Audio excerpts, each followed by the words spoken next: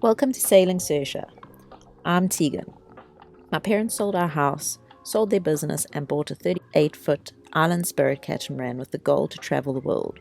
Only problem is, it needed a complete refit.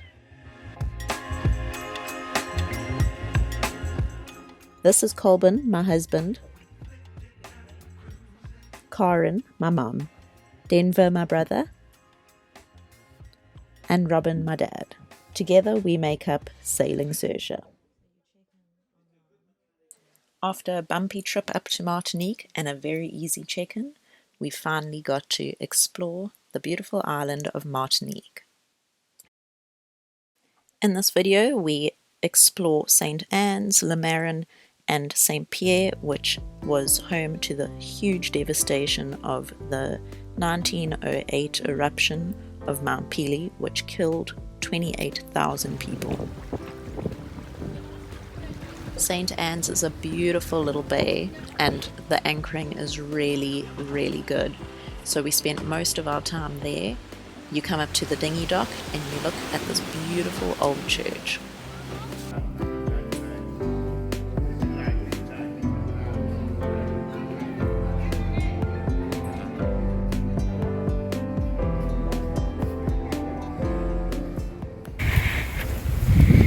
Walking up to the shrine above the church in St. Anne's. You got a zigzag all the way up. Yeah, but the way is the little... It's supposed to be on each turn.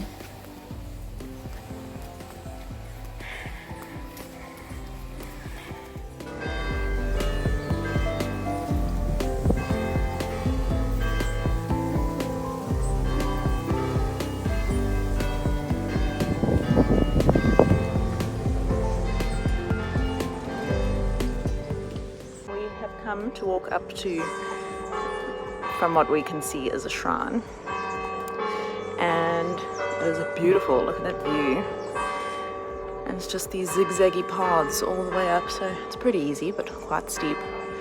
And then you've got the beautiful church bells in the background.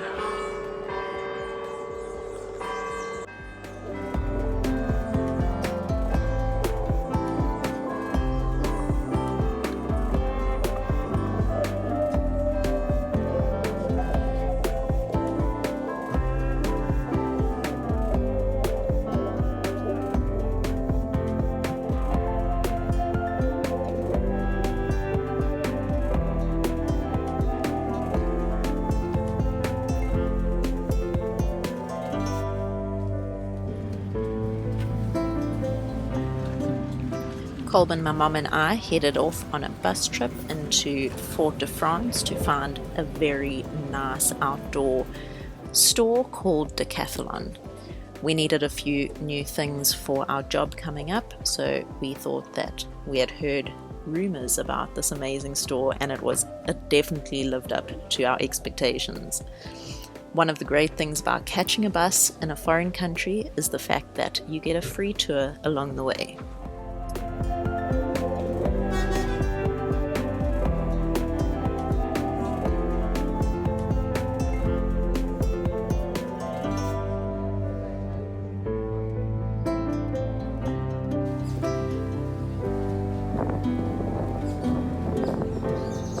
We are tired. It's been a long day. Just got off our fourth bus. We're on our way home. We're doing a bit more provisioning. It stinks. We went into town to Decathlon, which is like an outdoor warehouse kind of thing, but it has everything. It was very, very impressive. Colbin and I needed a few things to take with us when we start our new job. And yeah, so it was just such a mission to get there. Oh gosh, but at least the buses run on time here. In Trinidad, it was painful. So that's an upside, and we got to see a big mall, which we don't see many of anymore. And now we are going to do the last of our provisioning in Martinique, and then be heading out, I think, on Monday this coming week. So this is where you come to do water and fuel. Martinique and St. Anne. The water is really cheap. It's €1 for 200 litres. 1 euro per 100 litres. Which is pretty good for the Caribbean. A few super yachts.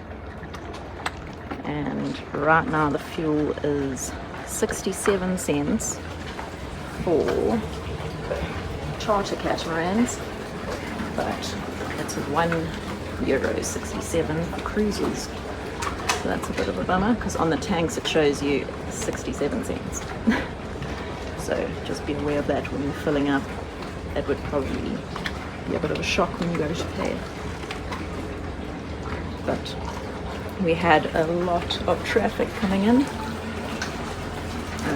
There were lots of boats waiting. This mono here is waiting for the dock. So a lot of queuing.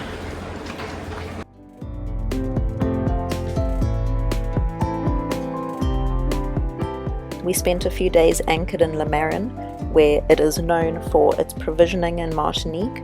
It's got a Leader Price and a Carrefour, which is really helpful to stock up your provisions, and it's also a lot more affordable than most of the rest of the Caribbean.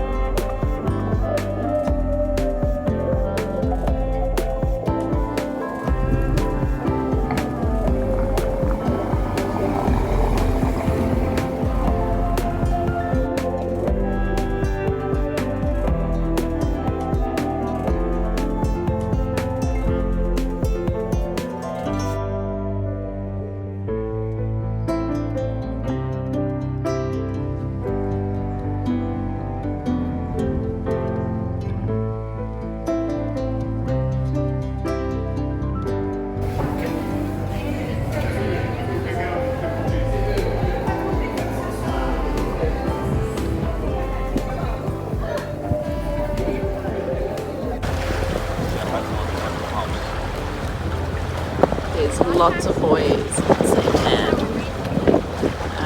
fishing pots that sit on the bottom, so they're not long lines across the water, but you still dodge them. So we are on watch, heading into St. Anne's anchorage now. After stocking up with water in Marin, we headed across back to St. Anne's and settled down for a few days, waiting for a weather window to go further up north in Martinique.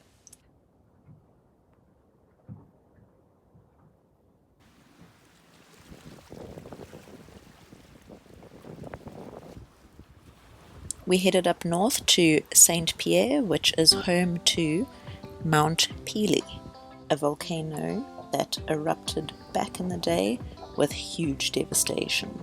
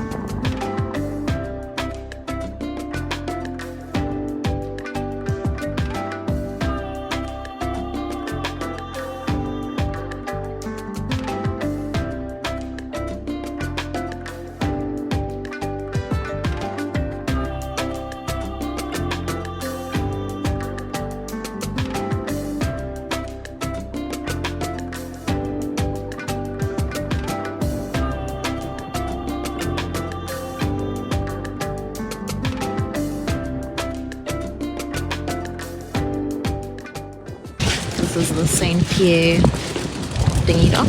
Well, dock, the ferry also comes in on the right side there, and the dinghies park on this side. But everybody's got stern anchors out because the dinghies get trapped under the dock. So if you are heading this way, don't forget your stern anchors.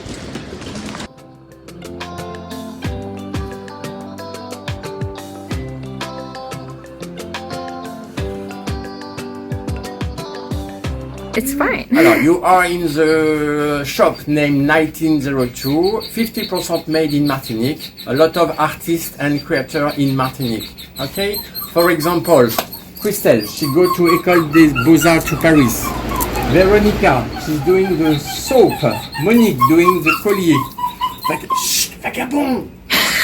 It's fine. In my shop, a lot of artisanal local. Very okay? beautiful stuff. Christelle, Claudine, Keija and Alan. Okay. So this is all made locally. Lot of artists, creator, artists. Huh? Very, okay? very beautiful. And my chef, she's named the 1902. Yes. Le 1902 Saint-Pierre arrobase. And you have to come by and have a look. yahoo.com. Voilà. Thank you. Lovely. Afrique du Sud. Thank you very much. Yo. Thank you. Such lovely stuff.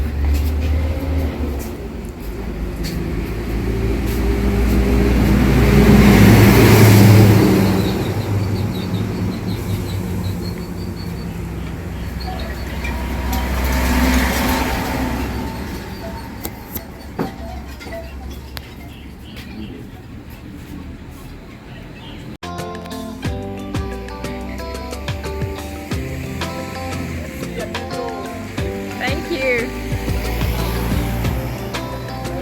Beautiful shop.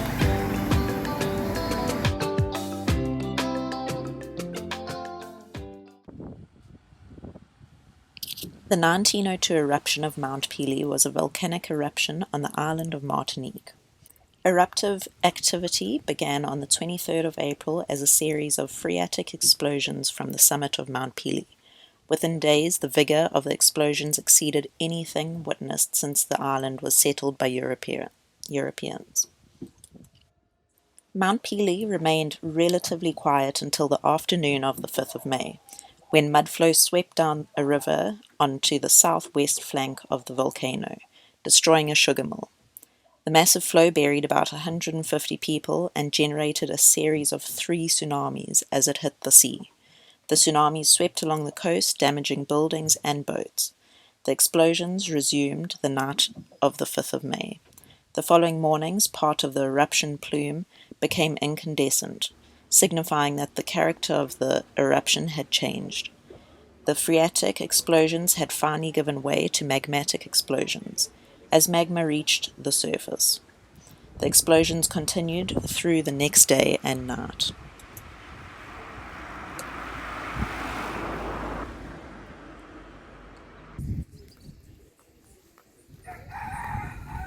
A brief lull was shattered by a tremendous explosion at about 8 a.m. on the 8th of May. A ground-hugging cloud of incandescent lava particles, suspended by searing, turbulent gases, moved at hurricane speed down the southwest flank of the volcano, reaching St. Pierre at 8:02. Escape from the city was virtually impossible. Almost everyone within the city died, burned, or buried by falling masonry. That was about 28,000 people.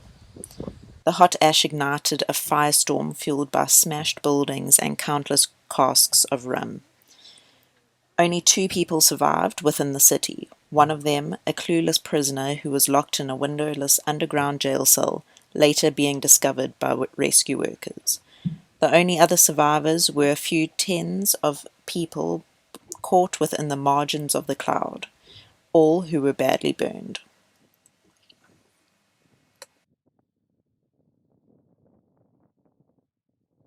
This is the theatre. It lay between the colonial boarding school and the prison. Its neoclassical style facade was in line with the dominant tastes of the end of the 18th century and beginning of the 19th century. Each of its arches overlooked the hall where 2 ticket offices can still be seen.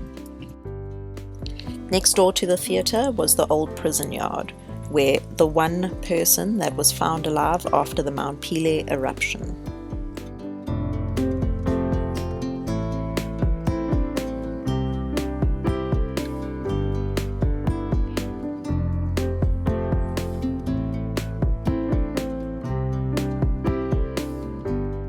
This was the supposed jail cell of the one known survivor that was found by rescue teams in the Mount Pelee eruption.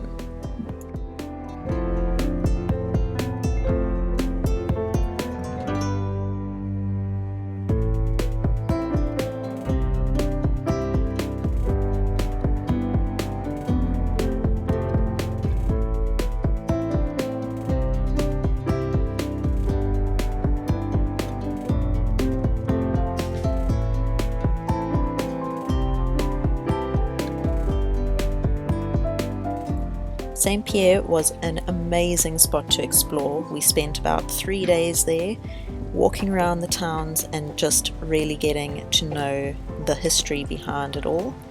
It can keep you busy for quite a few days, so it is a definite must stop if you are sailing past.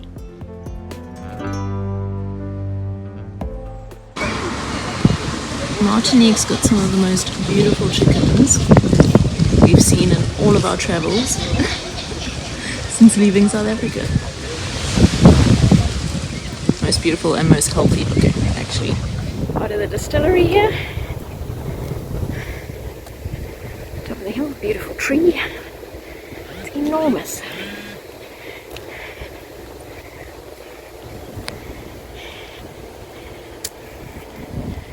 You're a bit buggered.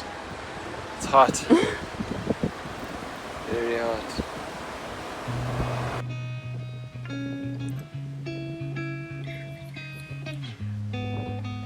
Although the De Paz land was originally used to produce tobacco, indigo, and for livestock, the land was quickly given over to sugarcane production, which developed rapidly as distillation techniques improved. Several families worked there, including that of Victor De Paz, helping to expand the rum production and in doing so developing the town of St. Pierre.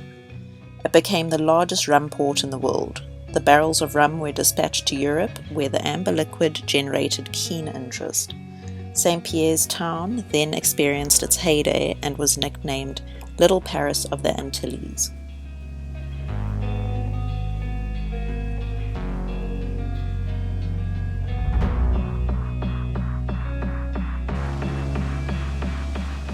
But on the 8th of May 1902, the Mount Pelee volcano woke up and the town of St. Pierre was suddenly wiped off the map.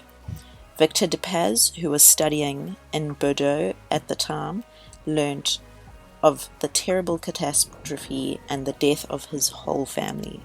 Orphaned and bankrupt, he decided to move to Canada. On his journey, during a stopover in Martinique, he decided to return to St. Pierre. He understood then that his destiny lay there. On the 8th of May 1917, only 15 years after the eruption, he started up his new distillery, fed by the 521 acres of sugarcane he now owned on the flanks of Mount Pelee. He then built a family home, a replica where he spent his childhood, which rapidly became known as the De Paz Castle. He lived from 1922 onwards with his wife and 11 children. Throughout his life, Victor De Paz continued to improve the rums that carry his name.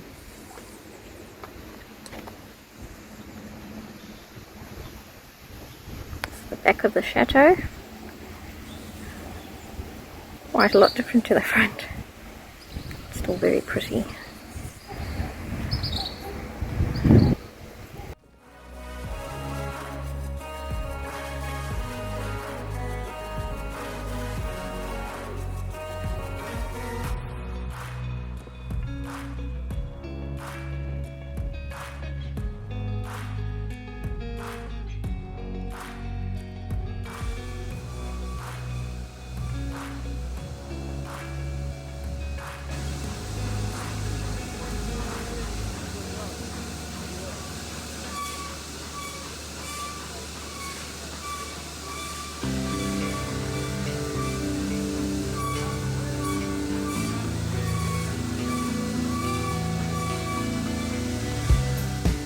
It was really interesting being able to walk through the De Paz rum distillery. There were plenty of signboards that explained to you what and how and when everything gets made.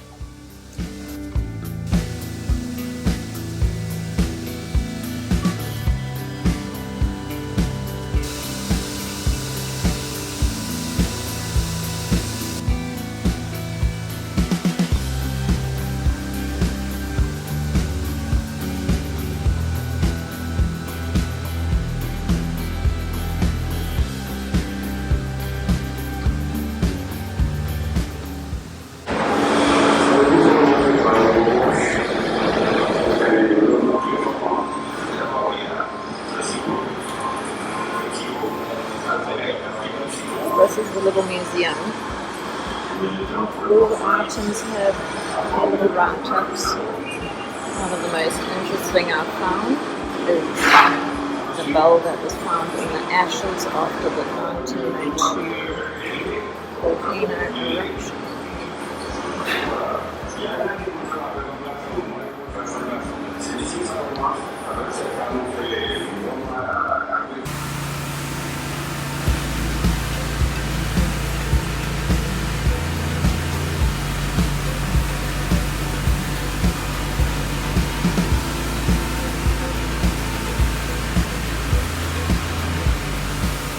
Something else that's pretty weird for us South Africans, we used to wine in a box. Here they do rum in a box. You get the 2 litre or some 3 litres. So that's pretty cool too. So we've gotten a few box rums.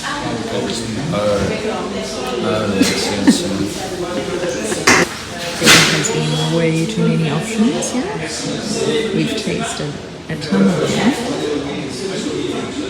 And we're waiting for more tasters. And the rum here is 50% alcohol. So we are all feeling fresh for our walk home. It's a 3-kilometre walk. So I'm sure it'll fly by the time we get back. But the prices here are really, really good for the rums. So they're stocking up. And they also are delicious.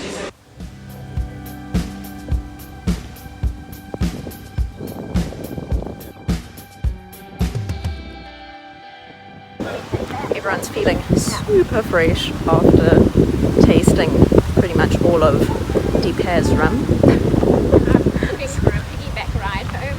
My mum's looking for a piggyback ride. We're gonna get hit by cars. But it was an amazing tour, and it's all free. Interesting. And you can listen to, when you get here, you log into their Wi-Fi and it gives you an audio guide through the distillery, and it's all free like we said, and you get free tastings. Multiple free tastings. Well, they told us one, and then we were like, oh, well, can we taste this one, expecting to have to pay, and she was like, oh no, it's free, you can do it. So very good thing to do if you're in Martinique up near St. Pierre.